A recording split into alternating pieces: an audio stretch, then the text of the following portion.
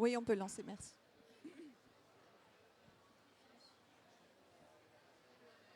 Should I try it? Yeah. Yes. Yeah, seems to work. Well, thank you very much for being here for at least my last talk of the day. I'm really happy to have with me the two Swedish artist photographer, Klara Källström and Thobias Fäldt. I'm sure I'm saying your names perfectly. Yeah, Who have been working together since 2005 and that I've personally known for years to discuss this new monograph that they co-published with Koenig Books on the occasion of a mid-career retrospective exhibition that took place at the Hasselblad Foundation in May 2023 and that encompassed almost 2 decades, a decade and a half of work, displaying a very complex and investigative work practice at the convergence of media representation, politics and power critique, untold stories, and the narrative possibilities and failure of the photographic image. So the two photographers also carry a practice, as we see, deeply rooted in the artist book and have conceptualized and released over the years a large amount of publication with their own imprint, BBBB books, among which, just to name a few that were presented in the exhibition and the catalog, but not limited to, their 3-part series, Wikiland, on the figure and media treatment of WikiLeaks whistleblower Julian Assange, the legacy of the Cuban Revolution of 1959, in the last of the lucky, you can't always have what you want, Village, which was a photographic ode to Robert Frank's seminal The Americans, shedding light on the white colonization of indigenous communities in Canada. And the list goes on and on. So I'm going to first, you guys, ask you, in a way, that's the new books you just co-published with your own imprint in collaboration with Hasselblad and Koenig could have been a catalog, very formal, unlike what you have done in the past with your publication, but unsurprisingly, it doesn't. So I wanted to know if you could tell me more about the making of the exhibition and the book, and how you worked on selecting and creating a cohesive representation of all your projects together. You want to start? You want to start? No. Yeah, it's working. It's working. Okay. You hear me? Yeah. Where to start? I think maybe we start with the book, with the bookmaking. Yeah. Yeah. Sorry. We did this. We were supposed to make a catalog, like Emily said, but we had a problem with economically and the logistics and conceptually also. And conceptually, the Hasselblad Foundation, they wanted to put the bookmaking in the center of the exhibition. And we were thinking, because we have done quite a lot of books, and we were thinking maybe we can solve this problem with the bookmaking in the exhibition, because we needed a big space, and we were thinking, where do we have, how do we get the big space? And we were like, but for 4 months we will have a big space. We can ask the Hasselblad Foundation if we can use the exhibition space as the bookmaking space. So we asked them, conceptually it works very well because they wanted to talk about the books. We asked them if it was possible to put 472 pages in the middle of the room and to create the book, and they said yes. Mm-hmm. So then we have solved the kind of the practical problem and the economical problem.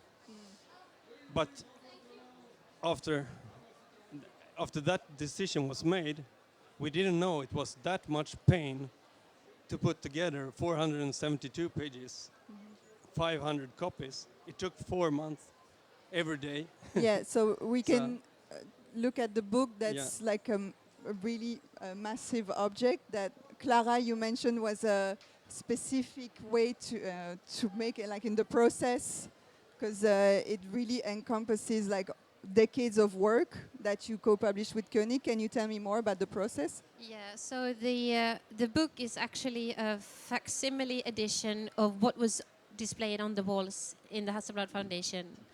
And that is how we came to decide on, so this catalog is basically the exhibition. It has the acetate plastic sheets which were on display on overhead projectors, and each project has approximately 14 originals representing each work, and that is basically it. So if you'd take away the screws, you could put up this book on the walls, and it would be an excerpt of what was on the walls. Oh, what was on Yeah. okay. Like a small exhibition. A Yeah. smaller Yeah. exhibition.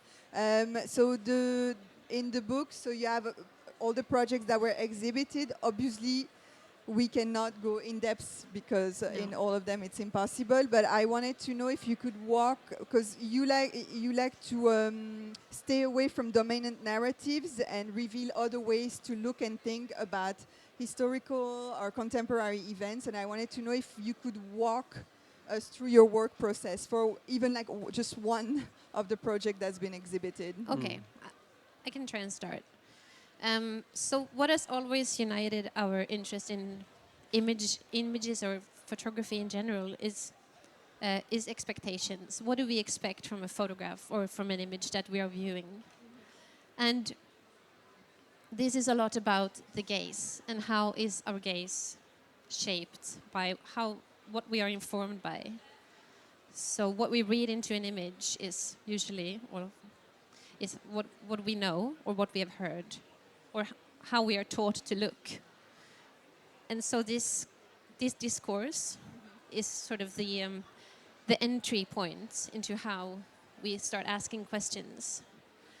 So we're interested in the fact that we want things from images, but images want things from us, and it's that mutual desire that we try to operate in. So there is this, we call it the gap. It's like a gap between what we're looking at and what we know about what we're looking at. And in that gap, I think there's things that we can do. That you can explore, yes. Yeah. So here in the back we have Wikiland, which was one of your main projects. So Wikiland is a good example. Yeah. This is a work that began in 2010. We had photographs from Julian Assange, the WikiLeaks founder, his house arrest in Norfolk. We were invited to come over, and we were no intentions making a project or anything. We just went to the place where he was, although we happened to have a camera. And so we photographed. When we came back from the house, we realized that there is a certain... These images are charged only because of the fact that we have an expectation of what's going on there, really. So we started to think around this expectation of the material. And we did a very simple thing. We turned to the global media outlets, saying that we have photographs from this place. And without having seen it, without knowing anything about the images, all the media outlets that we approached, they wanted to publish. And so when we finally showed the work, and there was no portrait, for instance, of Julian, this was a huge disappointment, of course. And that disappointment was kind of the starting point for what came after. So we continued working on this. We continued meeting Julian for over a decade, when it was still possible to see him. So I jumped to the third iteration of Wikiland, which we executed in 2017 when the chief prosecutor in Sweden dropped the case. And this is just right before midsummer. And midsummer in Sweden is very bright. It's full of light. And so we went to the Ecuadorian embassy to visit Julian.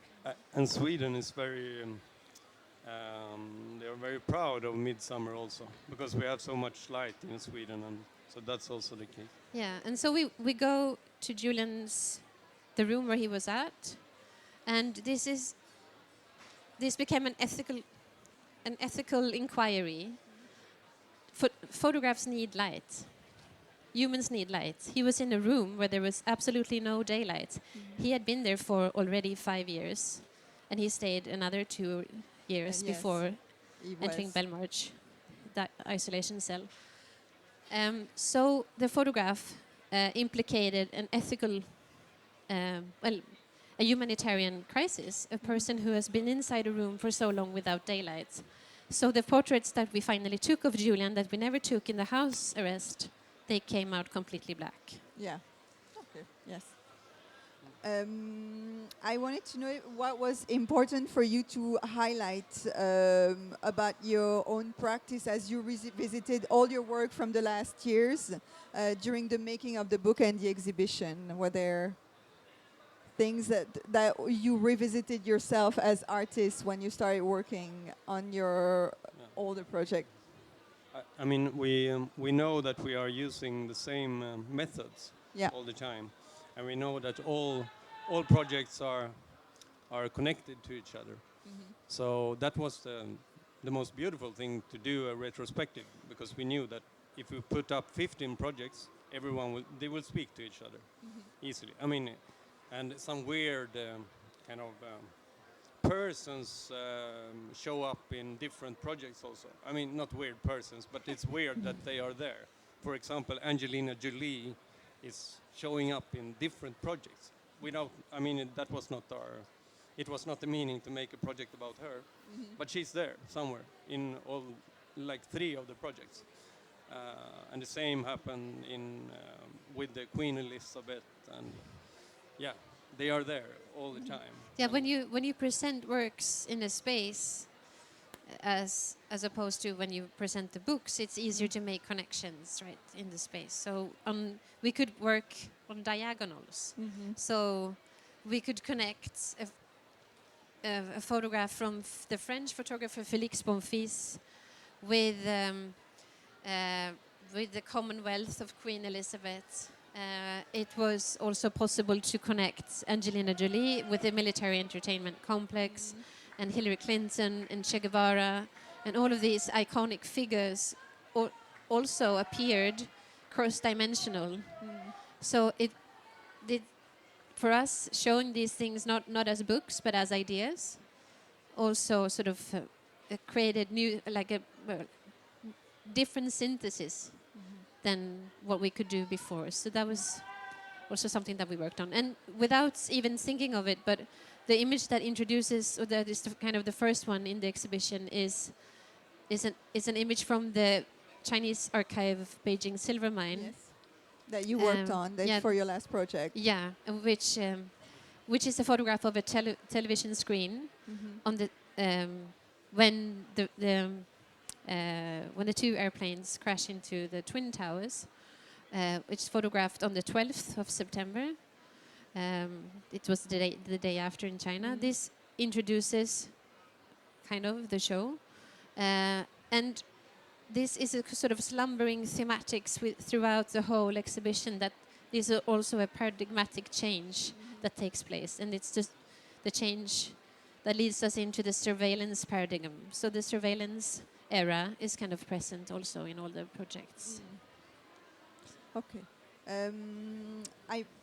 We don't have that much time left, but I really wanted to ask you, because that publication really shows how much the medium of the artist book is really an integral part of your practice. And I wanted to, if you could just elaborate in a few words why it's so central to you and why you choose to keep on self-publishing your own books with BBB Books. Like, how does that work within your practice? Yeah, I think from the beginning it was that we had the control. We had the control of the making. We in a different way than doing exhibitions, for example. So the bookmaking we had total control of. So that was the starting point, I think. So that's we also made our own platform to make books. That's Yeah. why we did it. Mhm. It was about I don't know. I think it was a lot about gatekeepers, Mhm. and that we didn't have any gatekeepers if we are doing our own books. And now we have done 23 books, I think, Mhm. today, and yeah, that was the starting point. And it So- also provides a certain possibility of living and working with time. So we knew, for instance, when this the events around Julian took place in 2010, we knew that this is what we're doing now Mhm. is not something that we're stopping now. This is something that we will follow. Yes. And publishing yourself allows for you keep control of the pace that you're commenting on Freedom. things on. Yes. So whenever we wanted to when we felt an urgency of making an addition or another comment, Mhm. we could do that without being in the hands of someone's list of things to be Instead, published. You yes. know, so it's also about control of time Mm. and the pace, and also being able to send books to someone. You know, I think it's a very sympathetic thing to be able Yes. to send a work to someone. You don't have to travel to see it. You can Mhm. have it in your mailbox. Yeah, there is an accessibility and Yeah. a connection Yeah. to books. Well, thank you. That's all our time. Thank you very much for being here. Do you have a book signing or something going on during this weekend again? Yeah, we had yesterday. Yeah. But there are several signed copies at the Del Pier stand just across here. The Del Pier at what time?